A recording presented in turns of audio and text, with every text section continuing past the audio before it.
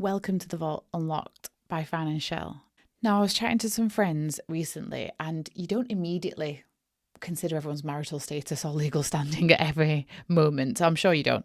And so I forget that these ladies are amazing. Some of them have children, some of them don't have children. They're in long-term relationships. They're not married. And we keep talking about life events like buying a new home, starting a new business. We talk about, the fact that they are self-employed and so their pensions are non-existent. You can imagine I'm working on them. We talk about when they've been through health issues, one or both of them. All of us in the group are late 30s and up. And so health is impacting some of us, especially those that are older or have partners that are older. And so we're having these conversations, and it kind of hit me again that they're not married. Now, whilst living and acting like they are, this isn't like 2 weeks in, this is, decades of relationships.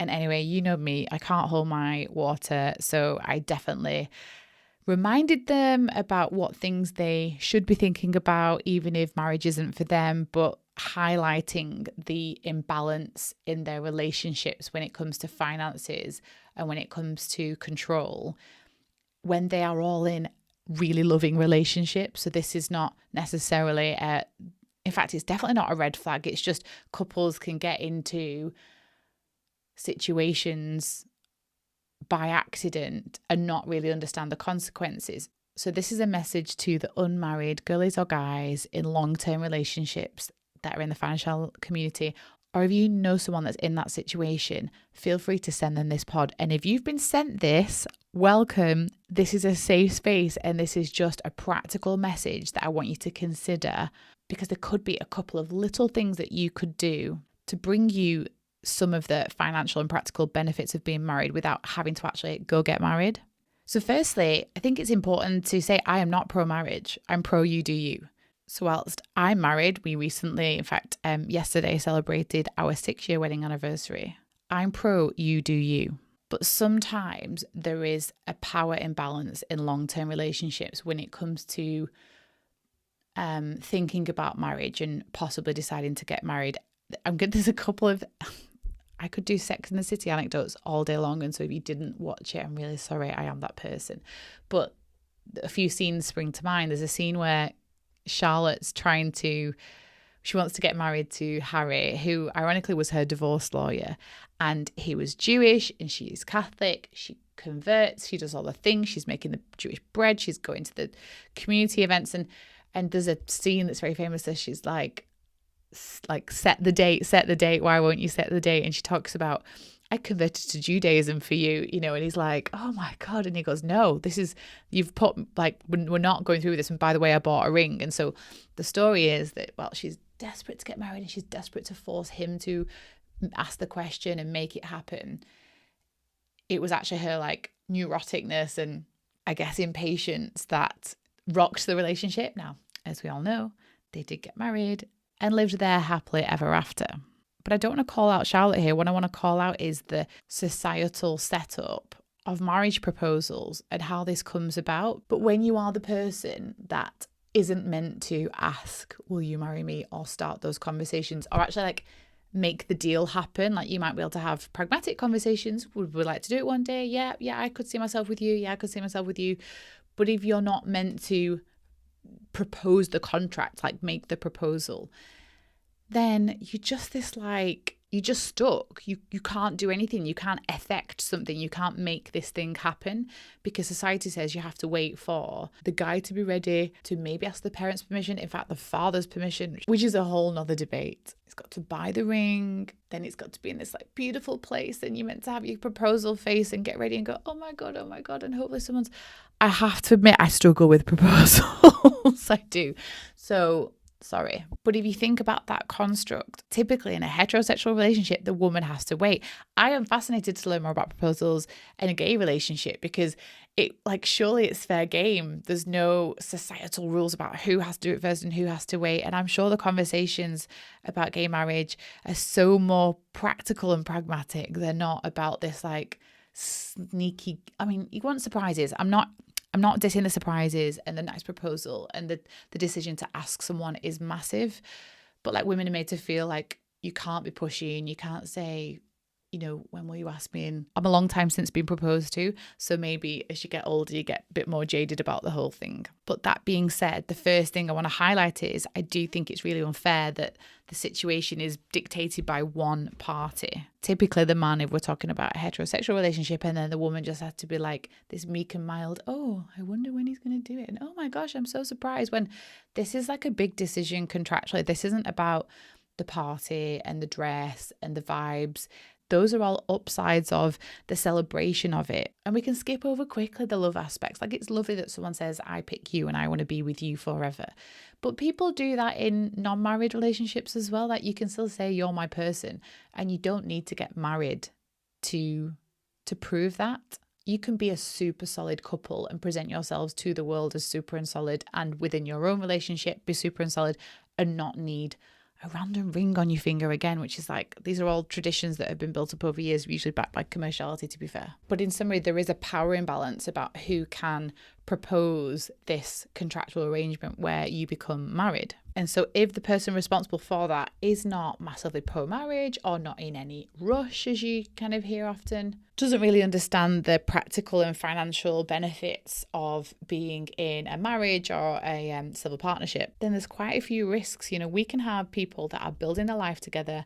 They're dependent on each other, especially financially. In today's day and age, and those not in a long-term relationship know this too well, it is so hard to run a house on your own, or run an apartment on your own, and live on your own independently. Between housing and bills and a social life and travel, everything, like, you need to be able to share these costs out. And so when you are in a long-term relationship, you do become intertwined and you do become dependent on each other financially, but you aren't contractually. And so if you are in this situation, and whether you are into or not into marriage, or not into it right yet, or whatever, just be aware of these handful of practical considerations. And ultimately, don't be afraid of raising this with your partner. This is another Sex and the City anecdote, because Carrie says to Big, should we get married? Like, you own this house, I don't own this house, blah, blah, blah. They talk about assets, they talk about finances, they talk about contracts. Now then what happens, as we all know in the movie, is she goes Uber Bridezilla and he gets spooked and da. But I want you to feel empowered to raise the topic with your partner for the right reasons, not because you want the bird on your head and the Vivienne Westwood epic dress. So the key things to think about is property ownership. If you are in a long-term relationship, and if the home that you live in is in one of your names, the other person doesn't have an automatic right to stay if the relationship ends. And we've had loads of dilemmas on this. We've had partner one owned a home, partner two moves into it. Partner one doesn't want the new partner, especially 1 week into moving in, to have a claim on this home that they've kind of built up equity and paid the mortgage down over years, which is fine. So partner number two kind of pays a bit of money to contribute to bills, ends up staying there 10 years. Then there's a breakdown in the relationship, and partner one says, that's my house. And at some point in that 10 years, that changed. The kind of power imbalance shifts a little bit, and it's a little more even when it comes to the property. And obviously, if you're married, the law kicks in and kind of says, your assets essentially become one. There's lots of exceptions, and I'm definitely not going to go into divorce law right now, but you do start on that basis of 50-50 when it comes to assets, and then they look at lots of different factors. And so if marriage or civil partnership isn't for you, and if you cohabit, especially in a house that you don't both own, just one of you owns, it's worth entering into a small legal agreement to just draft all that up. It might be a cohabitation agreement, it might be a declaration of trust. Property is what I'm saying. Think about property, because people that are married and in civil partnerships have different rights to people that are simply cohabiting, and this especially protects the person that does not own the house but that contributes. Can also protect the person that does own the house and the other person hasn't contributed. It's both sides. Next up is inheritance. Like, this is more of the obvious one, but if one partner dies without a will, there's no automatic right to inherit under intestacy laws. So this is true of lots of different types of assets, but I think it's really helpful to walk through practically what would happen if one of you were to pass away. So firstly, if you are just long-term partners and you're not legally married or in a civil partnership, your partner's family will inherit their assets. And that might include the house you live in or part of the house that you live in or joint savings that you had together that happen to be in one partner's name. So getting a will and looking at life insurance and nominating each other as beneficiaries is a really, really good way of protecting each other in this circumstance. As ever, in the show notes, we have a partner, Octopus Legacy, that do amazing online wills. If you've got a bit of a complicated situation, definitely worth going seeing a lawyer. And as I always say with life insurance, I think the best thing to do is pick up the phone and speak to an expert, especially if you're not married, because what you can do is you can walk through your situation, you can explain how dependent you are on each other for different things, and they can walk you through the different options and the different prices. Find a link for that at financielle.com/protection or the link in the show notes. And just have a think about how you could use a couple of small products to I'm going to say it, plug the gap that you have when you don't have the benefits of being married. And by the way, if you're married and listen to this, you still need life insurance and wills. They'll just cover different things. On the inheritance point, it's worth nodding to inheritance tax. In the UK, there's also a big inheritance tax benefit. There's something called a spousal exemption, and it's a tax relief that's available in the UK and allows the transfer of assets between spouses or civil partners to be free from inheritance tax during the lifetime or upon death. Now, at the moment, the inheritance tax threshold, not including real estate, is £325,000. But what that means is it effectively doubles for a couple. And so unmarried couples, even if they have been cohabiting for decades, do not qualify for this spousal exemption. And so it can lead to quite a big inheritance tax bill upon death. You may also not automatically get a partner's pension or death in service benefit. And so if you're not married yet or not planning to be at all, you need to make sure that you are nominated as the beneficiary for workplace and private pensions for each other. So look at both policies. And so if you want to leave your pension and your death in service benefits to your partner, make sure you check those scheme rules, ensure the right people are nominated as beneficiary. And again, that's a simple way that you can plug the gap that's left by not being married or in a civil partnership. But on the pension thing, and this is probably one of the things that comes to mind when I think about the friends I was talking to, it's having that open and honest conversation about building up a pension in your name and treating it like a bill. The gender pension gap is absolutely huge. Like, it's astonishing. But a lot of it is born out of innocent scenarios where especially a female has taken on a carer role, worked part-time, not been the higher earner. And so you have one partner building up a huge pension pot and the other having absolutely nothing or very little. And so again, because you're not married, when you separate, there's no legal separation, you just aren't together anymore. And so there's not a conversation about the pension that one person built up over years and years and years, maybe while the other person looked after kids or worked part-time. And so making sure that your budget and the household budget, if you do combine finances in some way, caters for you being able to build up your own pension in this time. And I guess the last point to consider is healthcare decisions. So, one of my friend's partner was very poorly recently, and you may not be automatically recognised as the next of kin or consulted for medical decisions. And so there's one thing like being listed as next of kin on certain documents, but actually looking to get a lasting power of attorney. I mean, you could look at the financial one, but there's two, the health and welfare one as well, so that both of you know that your partner, your long-term partner, the person that knows you the best, can help make the right decisions for you. It's someone's worst nightmare that they wouldn't have someone that could make that decision, or that decision might be put to family and people might be estranged from family. So I feel that was quite a ramble. I think I went Sex in the City to lasting power of attorney. I don't think that's ever been done on a pod, but just in summary, if you are not married and you don't plan to be anytime soon, have a little look into some of the things that you can do to plug the practical and financial gaps. And the ultimate one that you could be able to plug is the inheritance tax one. It's not a reason to get married, but it's something to bear in mind. But ultimately, I think don't be afraid about having these conversations with your partner about whether you get married. If you're the partner that wants to get married, but you're not sure how the other one would feel, but you do things like live together and have children together, or run a business together, or own property together, or live together and one of them owns the property, but you've been together absolutely years, then why not?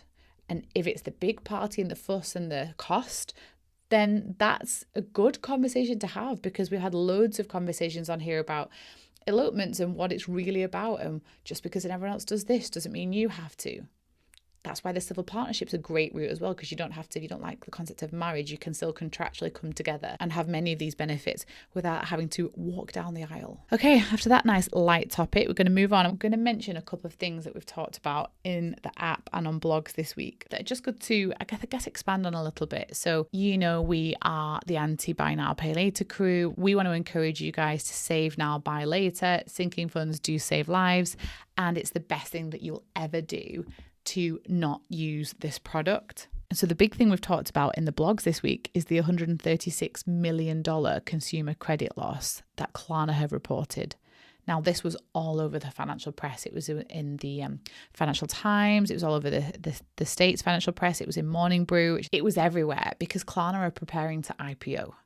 And I think I've shared this with you before, Klarna's owned by a handful of men. Yes, some women might have been early employees and they're going to make some money too, but it's a lot of men making money by making a pink brand at the checkout where you guys are thinking about buying clothes and makeup and convincing you that you can afford it. You just need to split the payments. Some of the founders will make hundreds of millions of dollars. So it's quite a crunch point for Klarna because obviously you want to be building up really good results and really good reputation. And whilst these losses are relatively consistent as a percentage basis, it just looks like a lot of money, doesn't it? $136 million worth of credit losses where people say that thing that you said is affordable, I can't pay it now. We know that buy now, pay later targets women, 60% of users are women, and we just need to help turn the tide against this payment method and encourage people to buy what they can afford in their budget. And so for those of you cancelling Klarna, like practically, not necessarily cancelling them, but cancelling it, breaking up with Klarna, or realising that Monzo Flex is not so much of a flex, well done, and talk to others about it. Have an open and non-judgmental conversation. Share your experience about why you gave it up, because honestly, if you tell someone you did it, you're going to spark something in them and they'll go, yeah, you've got a point. Oh, what did you just say? Buy now, pay later makes you spend way more. But I just thought that was an interesting stat on the consumer credit losses for Klarna. Next up, just a quick mention to another story we did, which was a bit of a news story for us. So please do let us know if you liked it, enjoyed hearing a little bit about it. We talked about Hailey Bieber potentially becoming a billionaire. I myself do read a lot of business content, but we're a personal finance platform, so we've never really lent into the business stuff. But I do recognize that there is a bit of a knowledge gap, especially for big business. Now, Hailey Bieber, obviously formerly Hailey Baldwin of the Baldwin family, married Justin Bieber, obviously global superstar. And I'm not massively into the pop culture element, but I do get a vibe that for a long time, like everyone was like, he can do better and he's the wealthy one. She's only with him for his money. Like, she was from a fairly wealthy family to all our standards anyway.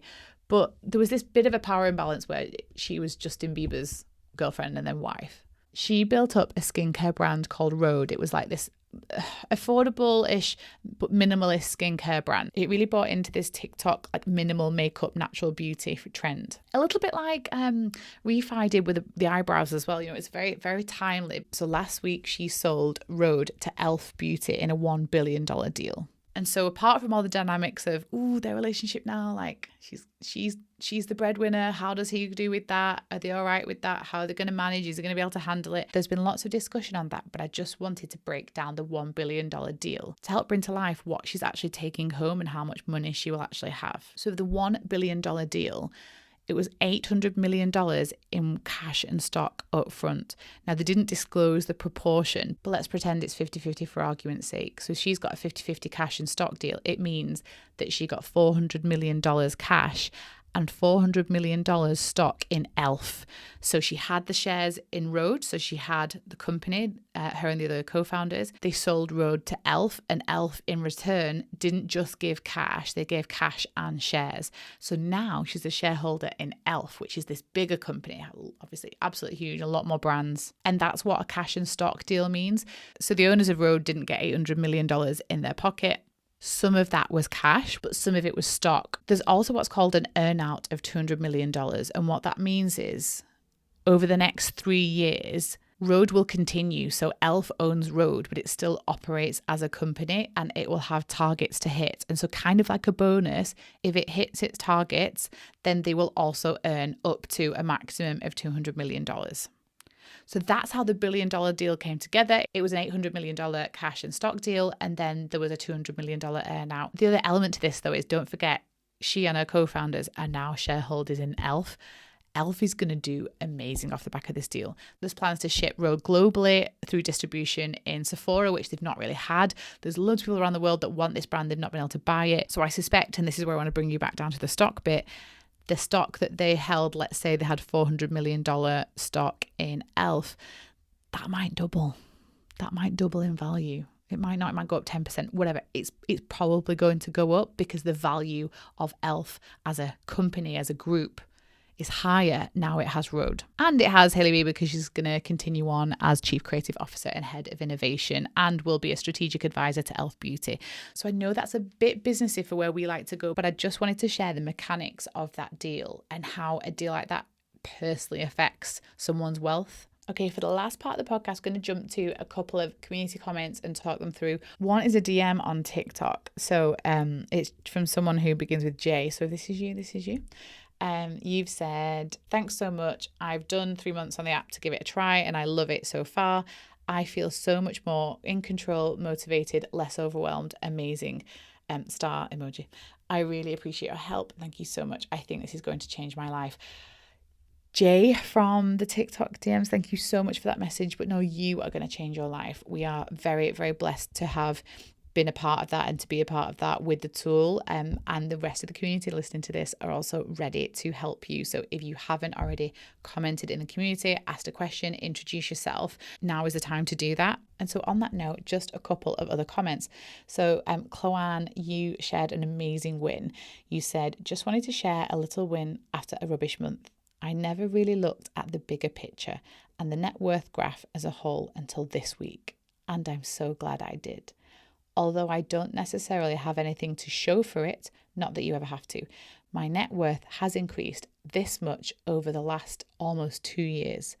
Albeit at first, I don't think I regularly tracked it. I have increased it by 1,525%.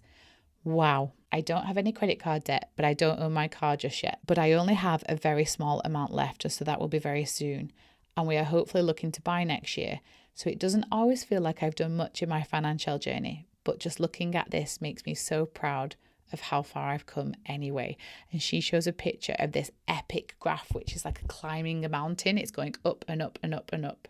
And I wanted to mention it because it's such an important point about when you're on this financial well-being journey, when you're taking back control finally and you're changing habits and you're not buying stuff that you don't need and you're not spending more than you need and you're doing the work to pay off debt. Yeah, and your bank account just feels like you just don't have anything. But hopefully that's because you've actually got money in pots. So you've got some sinking funds. You've either got a separate bank account or you've got a digital bank with all the pots. And it's also because you're not building up savings necessarily. You're paying down debt. So every time you pay down debt, you are increasing your net worth, but because you're handing money over to a provider, it feels like you're spending it all and it feels like you've not got anything.